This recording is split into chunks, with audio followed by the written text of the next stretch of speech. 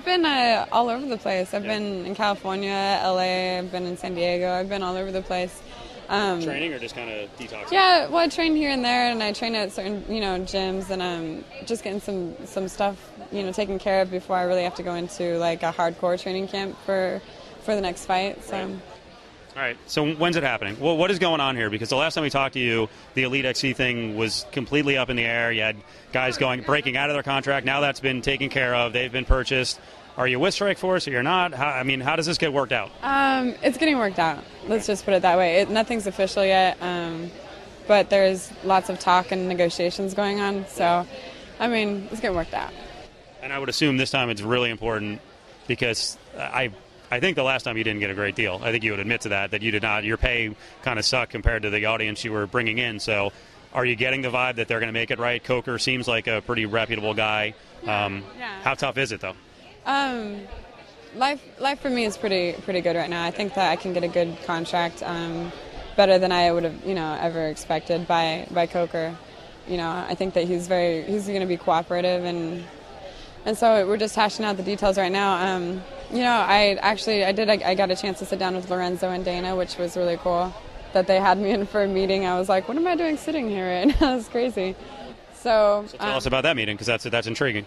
Yeah, they expressed interest in doing something with me, but then the next day we found out that Strikeforce might have, taken over all the contracts. So, but I just thought it was kind of an honor just to be invited in for the meeting.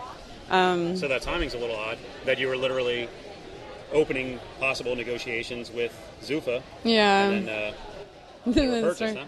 Yeah, they were. Does that change everything? You're pretty much locked into Strikeforce in one way or the other. I don't think so. No. But Strikeforce they took over the CBS deal, and so I've been trying to be really careful about, I guess, not shunning the fact that Lorenzo and Dana White were interested in trying to show respect there, but also show respect to Strikeforce and Coker, So it's just two good promotions that I could fight for, and I'm just making some decisions right now. And is some of it based on exposure? Because we look at the Strikeforce schedule upcoming, it's mostly Showtime. I don't really see a CBS date set. Does that change things? Do they need to tell you, hey, we're going to be on CBS on date X? Do you want to be on CBS over just Showtime? And then how does, WEC, I think, would be the place for Zuffa, right? So how does that all kind of mix together? Good questions.